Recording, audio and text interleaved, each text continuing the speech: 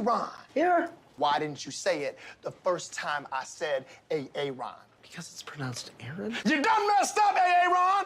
Welcome, everyone. Today is a very special day. First of all, happy Wednesday, guys. Wednesday night's my favorite night. It's trash night, and I already got all the trash out to the curb, so I'm already having a good day. Guys, today's a very, very special day. Got some very special stuff to share with you. Let me tell you something. Somebody done messed up, and that somebody is Scientology every day, every step of the way. By the way, this is not the point of the video, but I cannot help but mention, if you're watching this video right now and you are not already subscribed to the YouTube channel, Scientology Audits, you have to go subscribe to this channel. If you guys think that I'm out here trying to be Scientology's worst nightmare, you have to meet William Good of the Scientology Audits channel. That guy is every evening on Hollywood Boulevard being Scientology's worst nightmare, and I can't get enough of it. So I just want to encourage all of you to go subscribe to that channel and check it out. What are we actually here to talk about today? We're here to talk about Tom Cruise. We're here to talk about David Miscavige and Scientology and how the Scientology machine uses Tom Cruise to bully people in the entertainment industry into not writing negative articles about Scientology. Now, they don't really succeed in doing this anymore, but for a long time they did. And back in 2005, a journalist named Janet Reitman was working on a Scientology story for Rolling Stone magazine. And Scientology pulled out all the stops to try to get this story either stopped or to try to get the story spun as a positive story towards Scientology. And you guys might have heard me mention and some other channels mention a cache of leaked internal documents from the executives at Scientology's Office of Special Affairs, which is the legal, dirty tricks, marketing, and PR division of the Church of Scientology International.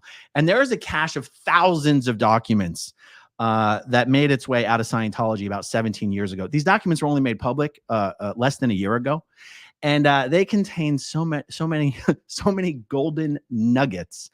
It is going to be both a pleasure and a chore making as many of them known as possible. What we have today is a phone call. I don't know what's more interesting about this story that we're about to cover today.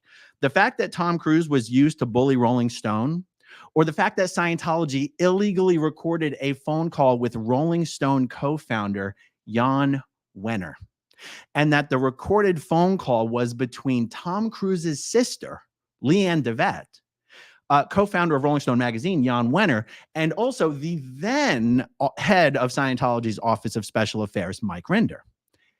We got a whole transcript of the recorded phone call. And this thing is solid gold. So I hope you guys are ready for this. I'm going to try to read it as fast as I can, but I'm going to read the whole thing. Because, you know, in many like documentaries and TV shows like Scientology in the Aftermath, we hear about Scientology trying to bully media platforms, media outlets. We hear about it, but we don't actually get to see how the sausage is made. Well, today we get to see how the sausage is made. So let's just do it, you guys. Let me quickly check my audio, make sure we are good. Looks like we're good, y'all. Okay, let's take a look at this, guys. Date of this illegally recorded phone call. And I say illegal because to the best of my understanding, everyone involved in this phone call was in California. If I'm wrong, then I'm wrong. But I'm just saying that's why I'm making that statement. And for sure, California is a two-party consent state. And for sure, Jan Wenner was not aware this phone call was being recorded. Okay, August 22nd, 2005. We'll skip the intro chit-chat where they're talking about a funeral. Guys, Jan Wenner is also the co-founder of the Rock and Roll Hall of Fame. And they're talking about some basically icon who had just died, and Jan had just come back from the funeral. If you guys have any idea who that might have been, let me know in the live chat or the comments down below. Okay, let's get to the meat and potatoes of this bad boy. Okay, so, all right, Mike Rinder, it's his turn to speak here. Mike goes, well, let me talk. I know you don't know me from Adam, Jan, but I have known Tom. That's Tom Cruise. I've known Tom and Leanne. Leanne is Tom's sister. And guys, I should clarify here. This was in 2005, when Tom Cruise was smack dab in the middle of his transformation, getting ready to assume his full, ultimate, and final form as crazy, wacky Tom Cruise super Scientologist. This was around the period of the War of the Worlds press junket, where he was jumping on couches and insulting Brooke Shields and all sorts of shit. And that all happened when Tom Cruise, after Tom Cruise fired Pat Kingsley, his longtime publicist who had kept Tom reined in on the Scientology stuff, and Tom's sister, Leanne DeVette, took over as Tom Cruise's publicist. So that's why his sister is on this phone call. Okay, Mike goes, I've known Tom Cruise and Leanne for a long time, and have worked with them on a lot of matters. And Tom briefed me on the calls he had with you, and he said he thought I should speak to you directly. The reason I wanted to talk to you and why this call is being made is that I feel it's important that you really get the information about what this story that Janet Reitman has been working on really could be and really should be. I just love that whoever put this transcript together actually took out the time to put the emphasis on those two words. Okay. And I wanted to arrange with you a time that I could sit down with you to show you some things, because I don't think it's going to be possible to accomplish that objective over the phone. I have no idea what your schedule is. I understand that you're in Martha's Vineyard, but I'm going to be on the East Coast Wednesday and Thursday of this week, and I could come by to see you on Friday. I would like to arrange to be able to sit down with you for maybe an hour and go through and show you and explain to you why it is that Tom was calling you, what it is that we have potentially to offer you, and to get a resolution as to how this is going to proceed. That's why I'm calling. And it's about as succinct and frank as I can be. Jan says, do you have a Boston accent, by the way? No, Australian. Oh, it's the Boston Oz out of you. A lot of people think I'm from New England, and I tell them close. Okay, so Jan comes back with guns a-blazing here. Well, Mike, I appreciate what you want to do and what you're trying to accomplish, but I do not feel comfortable at all sitting down with you to discuss this story. I really think that this is what the reporter is there for. I'm not her direct editor on it, and I'm not telling her what to do or not. If you want to meet with her editor, that's fine with me. I don't want to be in a position as a matter of policy of interfering with the reporter on this, or having somebody go over any reporter's head. I don't want to be in the position of influencing the story. She's the one that's doing the piece. I'm not. It's her judgment, her instincts, her reporting. I have pretty full confidence and faith in her based on what she has done for us already. I have no reason to see anything, there must be a typo here, but I have no reason to see anything. Oh, probably nor has anyone pointed out what she is doing wrong or unethical or illegal or immoral or unprofessional. So there is no real reason for me to intervene or get involved. The best I can offer is to tell you, like I tried to tell Tom, that we fully intend to adhere to our long-standing reputation for honesty and fairness and integrity in journalism, which Tom has got to be well aware of based on things that we have done on Tom over the years, or just in general, by our general reputation and what we do. It's just, to me, it's inappropriate and unprofessional to do this. By all means, I presume you have sat down with Janet and had a discussion with Janet and tried to point her where you would like her to go and what you want her to see and what you want her to read. And that is totally appropriate. Wow, what a response. Okay, Mike Rinder says, I hear what you're saying, Jan, but the problem is, I don't think it is really being understood what the concern and the issues are. You say you are not aware of any problems or things that have come up with Janet. That's what I want to sit down and talk to you about. I understand the position you're in. You don't want to go over the top of your editors or whatever. But on the other hand, you are also responsible for what comes out in Rolling Stone. And I'm not saying that getting together with you wouldn't then result in, okay, here's how this is going to proceed. Get together with these guys and we'll do it this way.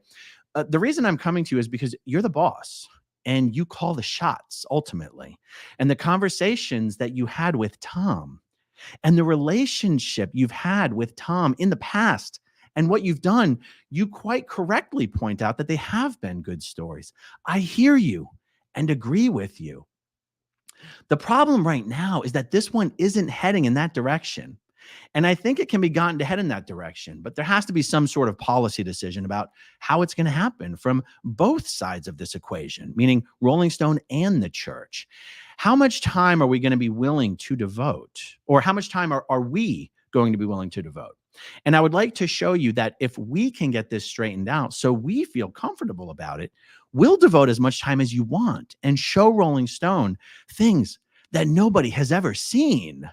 That's what I want to sit down and go over with you and give you an understanding, because I don't think you, Janet Reitman, or any editor, until that has happened, could even be making an informed decision about it. And I don't want the informed decision to be made at the bottom. I want the informed decision to be made at the top. That's why I'm speaking to you. Okay, let's see what Jan has to say to that. Did it work? Well, we just don't work that way. And we're not going to start working that way. The more information that you give Janet, the better. If you want to withhold information or not cooperate with us, that's certainly your decision. That's totally up to you. I'm not the reporter on this thing, and I'm not making those judgments. She's the one to get the information to and give her the access you want or don't want to give her. Dealing with me is not going to get it anywhere. I'm not going to make any decisions over her head or to be telling her what she can or can't do. I think that you're trying to go over her head only serves the purpose of antagonizing her. You're trying to get me on your side or persuade me in a meeting that you have this or you've got that to offer. It's just not going to get you where I know you want to go, which is to get yourself the most positive possible story and the most informed positive story. My interest is to have the most informed, objective, fair story possible. I can give you my pledge based on years of experience that that's what we will attempt to do. Your decision as to how much you do or don't want to cooperate is totally up to you. And I would suggest to you that Janet is the person to deal with. This is absolutely fascinating to me, you guys. I hope you like it. Okay, Leanne DeVette finally speaks up. Are you saying that on this article, you're not the final decision point in terms of, and Jan jumps in, no, I'm not, meaning no, I'm not the final decision point. It really rests with the writer and editor and the research department. Then Leanne asks, who assigned this story? Jan says it was assigned by our editors. We thought this is a good story to do at this time, just a general consensus. Leanne says, what I have the most attention on is the relationship that you have with Tom, my brother, little Tommy Cruise, and that you've had with him for years and years. Jan goes, uh-huh.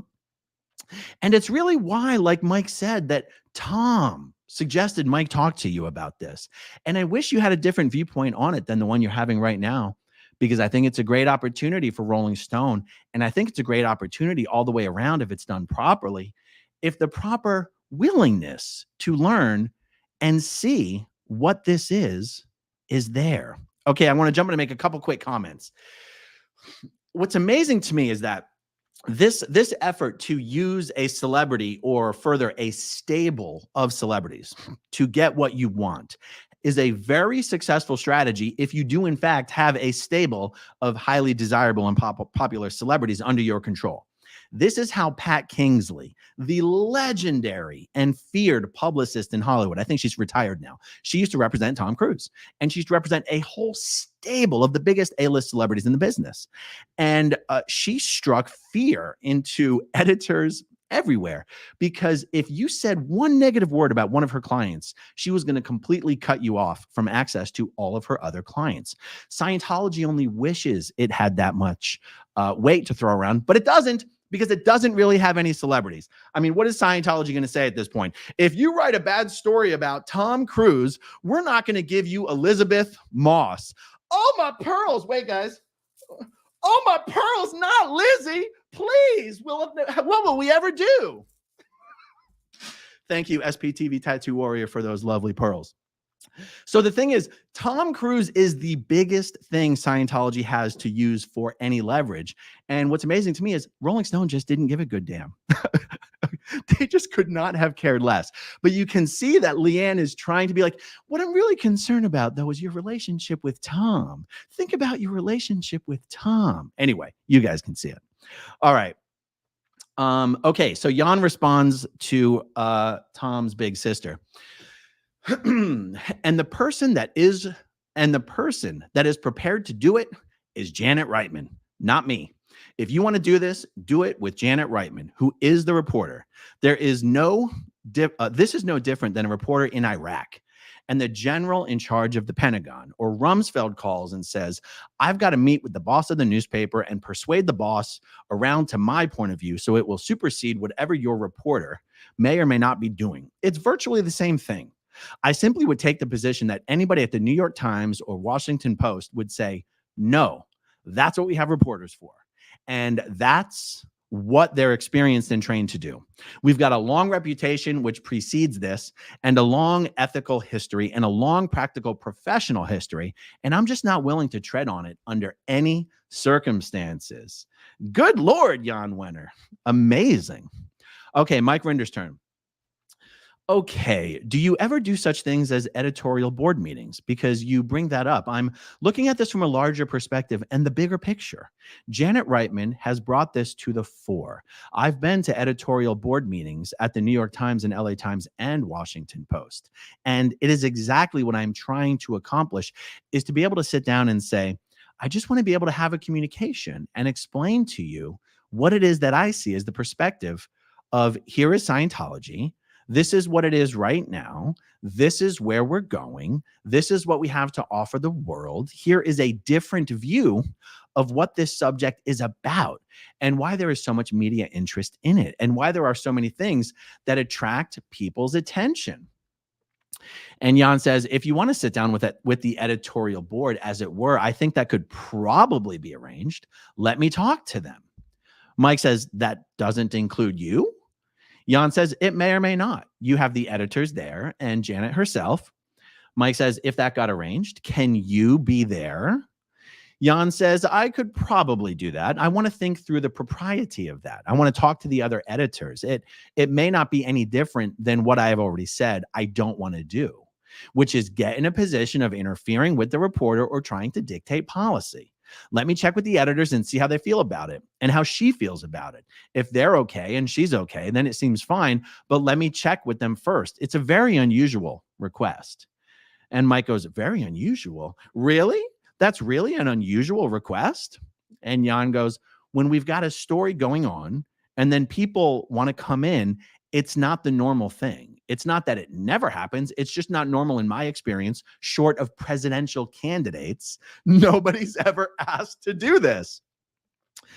And Mike says, well, I like to be a first. Jan laughs. Well, I'm not sure you're going to be a first yet because I have to have a discussion with them about it. Can I ask you one thing? Would you mind telling the editor who's in charge of Janet what exactly is the problems you've had with Janet that has this about and that has this about and that Tom is so worked up about? See, that's actually, guys, I know I don't have to point out to you what you're already seeing with your own eyes and your own ears. That sentence right there sort of belies the entire crux of this entire conversation, that Tom is furious. Jan, Rolling Stone, Tom Cruise is furious about what Janet Reitman is about to do. We have to get this resolved for your sake, for Tom's sake. All right. So yeah, so basically, can you please tell Janet's editor what it is that Tom Cruise is so worked up about? Mike Rinder goes, no, I wouldn't mind telling him.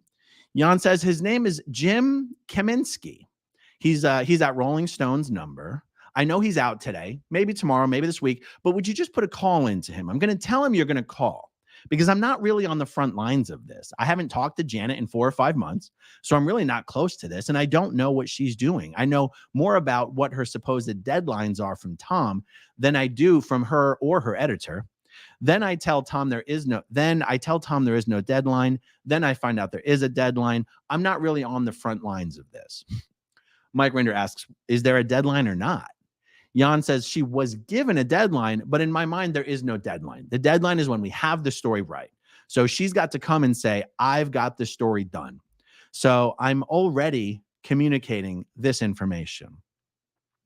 Mike Rinder says, okay, I hear what you're saying about the editorial board meeting. I'm not comfortable doing this with Janet there. Somehow I had missed that sentence the last time I read this through. They're literally saying they want to do this meeting about all the horrible, terrible, unethical things that Janet Reitman is doing. But he just doesn't want Janet to be there. That sounds about par for the course. Jan says, well, that would be inevitable. I think that would have to be the case. We can't go around a reporter. We might as well just fire her. That would just be completely undercutting her and yourself. Mike says, how so? Jan goes, well, imagine the resentment anyone would feel if someone goes over their head like that. That would really poison the well. The first thing is, I think you should have a pretty frank discussion with Jim Kaminsky, and let's lay out what the specifics of the issues are, okay? And let's proceed from there. Mike goes, understand that. Understand that that would be part of the conversation. It isn't going to be the entirety of the conversation, because the conversation doesn't just relate to the beefs with what Janet has done and said in working on this story. The conversation and why I want to meet in person is because there are things I have got to go through and show you, and you understand what it is. If it isn't in context, it isn't going to make sense. If I said to you, look, it's pretty offensive for her to ask this question. If you don't understand the context of why that is, it's not going to make any sense to you. But if you do see the context and understand it, it will make sense. That's why I'm asking that. I don't have a problem speaking to Jim Kaminsky or anybody. I just don't think it is going to resolve it. And I don't want you to think that if I call Jim Kaminsky and tell him the specific things that are of concern that have happened so far, that that's going to alleviate the concern that I have. Here's the problem. I can't communicate to you what it is that you should be understanding until I have had the opportunity to communicate it. And I can't do it on the phone. Why not?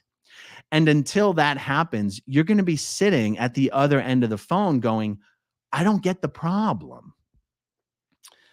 This is amazing, an amazing glimpse into the Scientologist Sea Org Osa way of thinking, or behaving and manipulating the conversation. Okay, Jan goes, you should have that conversation with Jim. He's the one that's sitting on the story, not me. He's the one that's dealing with her and working with her, and he is the only one that is going to be able to sort this out. I am not the responsible official here. Mike says, but you're the boss. Jan says, I am the boss. Mike says, it's always better to deal with the boss. Jan says, it's fully delegated to this guy. In the end, he's going to make the decisions, not me. Mike says, Jan, I understand what you're saying, but please listen to me, because I also have an interest in communicating with you and showing you what I need to show you or want to show you, and have you be willing to take an hour or whatever and listen and hear it out. Not even related directly to this story, related to the bigger picture of Rolling Stone, Scientology, your relationship with Tom Cruise, and other celebrity and artists that are Scientologists. Oh no, Lizzie Moss. There is a grander picture to this than just Janet Reitman and the current story. Though that's brought it to the fore, it's not the only concern or reason to talk to you. Jan goes, okay, but let's get started with you talking to Jim about this particular thing. Mike goes, and you seeing if you can organize an editorial board meeting. Jan goes, let's start with Jim. Let's get that stuff going. Mike goes, I want to ensure I have this straight. And it seems like Jan interrupts him and goes, about this and this story and Janet and your concerns with this, the person to talk to is Jim. That conversation should be the very first thing that happens. I will speak to him and the other editors about the advisability of a larger group of us sitting down with you and whether that makes sense from our point of view or not. That's very explicit and clear, right? Mike goes, yes, it is. It wasn't because I thought, I'm sorry, hold on. Yes, it is. It wasn't because I thought you had said you were going to do that. I'm confusing myself a little bit here, but I guess I'll just read it as it's written. Yes, it is. It wasn't because I thought you had said you were going to do that and then had asked me to speak to Jim Kaminsky. I'm still confused, guys. I'm just going to keep reading. Jan says, I'm going to consider that and talk to the people involved and see if they consider it a good idea or not. And any conversation like that would have Janet there. Mike Rinder goes, do you think it's a good idea? As if Jan had been unclear about this. Jan goes, I don't know. Let me, you're just putting the idea in front of me. I haven't really thought it through yet. I need to consider it. Mike says, I can assure you, you will find it interesting. There is more to this than just Beasts with Janet. It's a bigger picture. And I think you'll find it fascinating. Jan goes, I'm not closed-minded, but what we have on the table right here is Janet. And what we are doing right now, we ought to deal with that first. Mike goes, do you have any time frame as to when? Jan goes, you go ahead and have your conversation with Jim Kaminsky anytime you and Jim find it convenient, in person or on the phone. And I will be back in New York and to work again about September 10th or so. Mike says, okay, good. Jan has to ask Leanne if she's even still on the phone. Leanne, are you still there? Yes, I am. All I really want to say is that I really do. I hear what you're saying, Jan. I hear what Mike is saying. And coming from the viewpoint of truly wanting to do something that is a good, positive story, it would behoove you, Jan, and the editors to do something like this and get together and really hear Mike out. It does have the potential to be something great and something really special. And without that, I don't know. And I don't know. And I know Tom would very much want it to be something that lends itself to a truly remarkable piece. Jan goes, you know what? It's more in your hands than anyone else. If you guys want to open up to Janet and let her do her reporting and let her talk to people, and there's a good story there, do it. The more you shut her out, the more you go over her head, the more you complain about her, inevitably, it starts to get back to her. And you are going to start coloring her attitude in a negative way, I would assume, whether subconscious or conscious. My rule of thumb always in these things is, my view, when a story is about me, is the more open everybody is, the more information you give that reporter, the better it is. That's just a general rule of thumb. Anyway, I think that we've said all we want to say. It was good talking to everybody, and let's just keep going at it. And I think we will get some kind of resolution here. Mike says, all right, thank you. Leanne says, okay, Jan, bye. Jan says, bye. Absolutely remarkable. I don't even know what else needs to be said about that. I don't think there's anything else that can be said. The fact that in this case, Scientology used its biggest trump card, Tom Cruise, its biggest ace up the sleeve, whatever you want, whatever phrase you want to use, their biggest guns, and it didn't work. And not only didn't it work, it had the exact effect that Jan said it was going to have. They made an enemy out of Janet Reitman. And Janet Reitman didn't just write an article in a Rolling Stone magazine. Oh, she wrote that article, but then she went on and wrote a whole damn book. And I can tell you, in my personal opinion, what do I know, guys? I just grew up in a cult. But if they had not made an enemy out of Janet Reitman, do we think she would have gone on to write an entire damn book? I don't think so. I don't think so. And what was it? Was it who was the guy? Was it Lawrence Wright? Was it Lawrence Wright who had written an article in the New Yorker? Oh God, please say I didn't get this wrong. Obviously, Lawrence Wright wrote the book Going Clear, but I'm pretty sure it was while Lawrence Wright was in the process of writing an article for the New Yorker that that Scientology made such an enemy out of him and threw thousands and thousands of pages of records at him that Lawrence would have to familiarize himself with if he was ever going to write a fair and balanced story about Scientology, that they gave him so much material. That's what allowed him to write his book.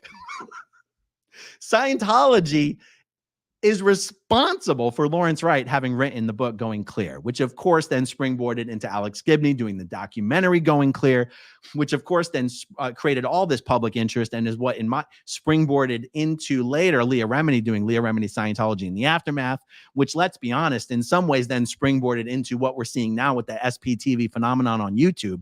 Like, Scientology cannot help itself, just cannot help itself. So yeah, guys, there's absolutely thousands of documents just like these showing how OSA operates at the innermost and the uppermost levels. And really, these documents should have been made available a decade ago, but they've just come out this year. And so I and others are going to do what we can with them. So buckle up and stay tuned, guys. Hey, every day's a great day not to be in a cult. every day is a bad day to be David Miscavige. I almost feel sorry for that little fella. All right, guys. Thank you as always for hanging out with me this afternoon. Thank you to everyone who watches until the very end, and I'll talk to you soon. Okay, if you want to see my rock and roll songs, click right on this guitar. And if you want to see a different one of my videos,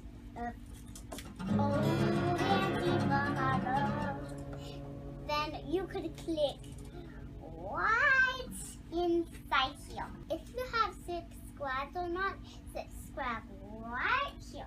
Bye.